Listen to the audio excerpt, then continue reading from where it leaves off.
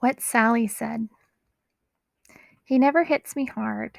She said her mama rubs lard on all the places where it hurts. Then at school she'd say she fell. That's where all the blue places come from. That's why her skin is always scarred. But who believes her? A girl that big, a girl who comes in with her pretty face all beaten and black, can't be falling off the stairs. He never hits me hard.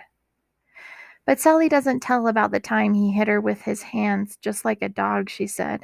Like if I was an animal. He thinks I'm going to run away like his sisters who made the family ashamed, just because I'm a daughter, and then she doesn't say.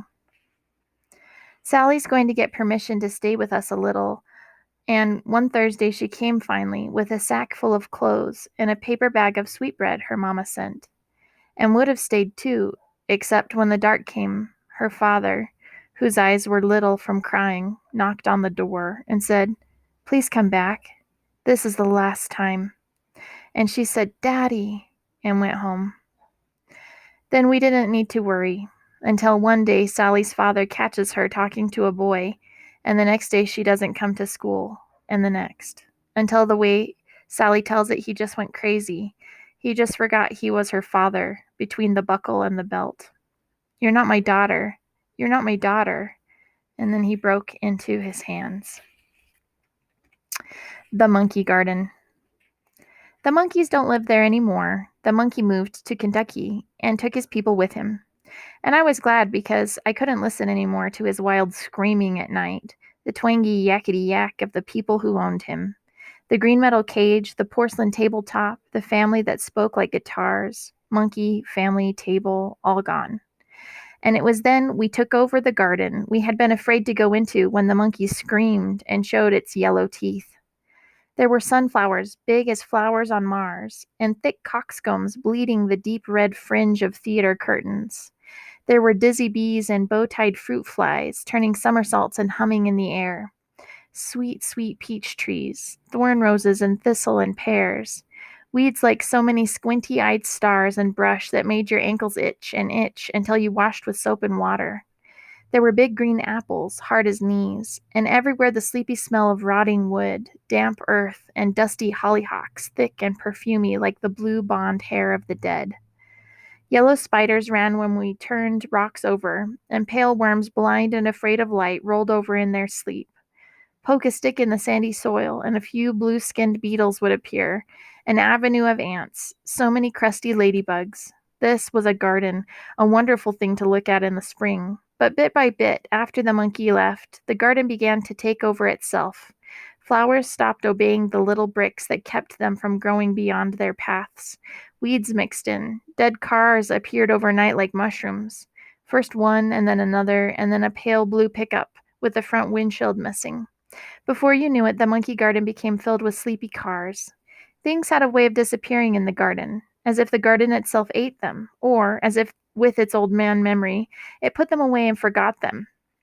Nenny found $1 and a dead mouse between two rocks in the stone wall where the morning glories climbed.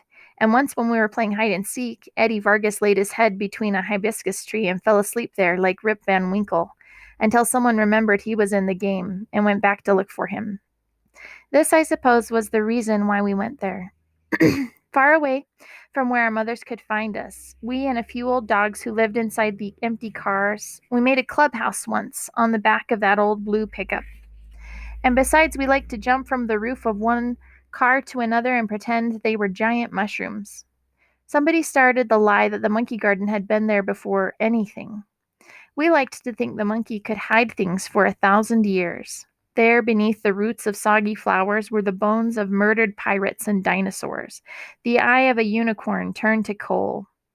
This is where I wanted to die, and where I tried one day, but not even the monkey garden would have me. It was the last day I would go there. Who was it that said I was getting too old to play the games? Who was it I didn't listen to? I only remember that when the others ran, I wanted to run too, up and down and through the monkey garden, fast as the boys, not like Sally, who screamed if she got her stockings muddy. I said, "Sally, come on." But she wouldn't. She stayed by the curb talking to Tito and his friends. "Play with the kids if you want," she said. "I'm staying here." She could be stuck up like that if she wanted to, so I just left. It was her own fault, too. When I got back, Sally was pretending to be mad. Something about the boys having stolen her keys.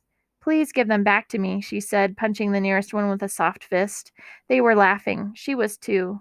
It was a joke I didn't get.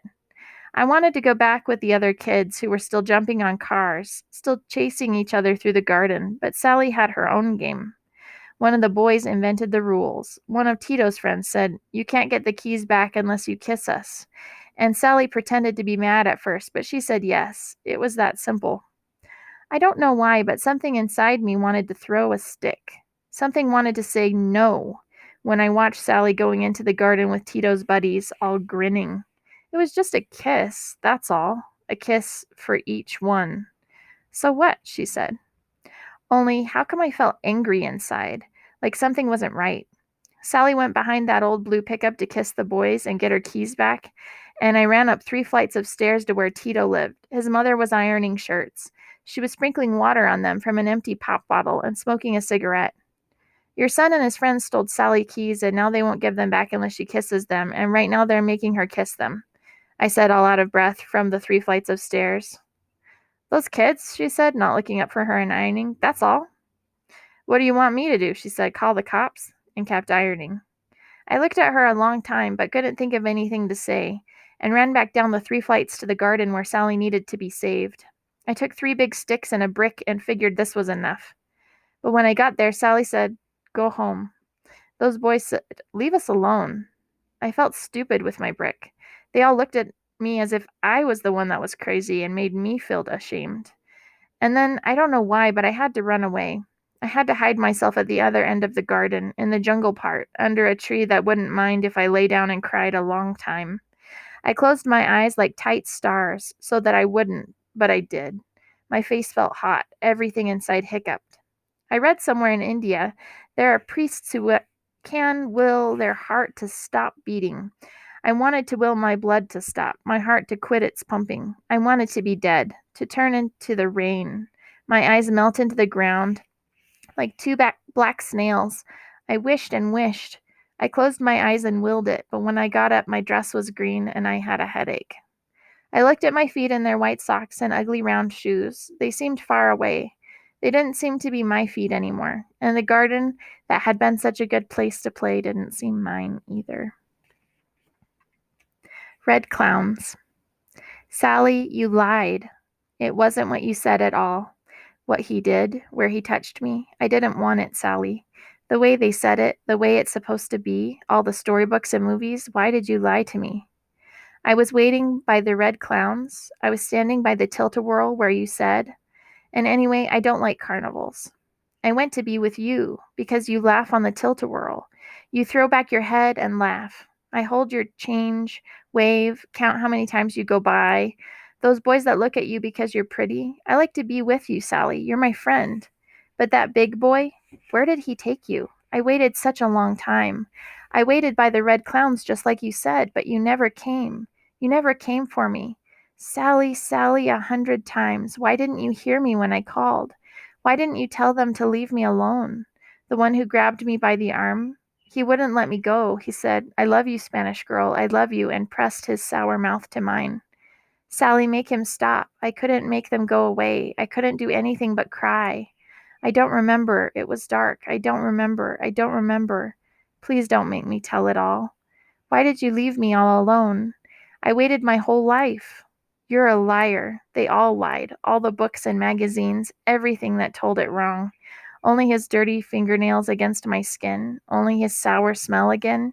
The moon that watched, the tilt-a-whirl, the red clowns laughing their thick-tongue laugh. Then the colors began to whirl, sky-tipped, their high black gym shoes ran. Sally, you lied, you lied. He wouldn't let me go. He said, I love you, Spanish girl. Linoleum Roses. Sally got married like we knew she would, young and not ready to be married. Not ready, but married just the same. She met a marshmallow salesman at a school bazaar, and she married him in another state where it's legal to get married before eighth grade. She has her husband and her house now, her pillowcases and her plates. She says she's in love, but I think she did it to escape. Sally says she likes being married because now she gets to buy her own things when her husband gives her money. She's happy, except sometimes her husband gets angry, and once he broke the door where his foot went through, though most days he's okay. Except he won't let her talk on the telephone, and he doesn't let her look out the window, and he doesn't like her friends, so nobody gets to visit her unless he is working. She sits at home because she's afraid to go outside without his permission. She looks at all the things they own, the towels and the toaster, the alarm clock and the drapes. She looks she likes looking at the walls, at how neatly their corners meet, the linoleum roses on the floor, the ceiling smooth as wedding cake.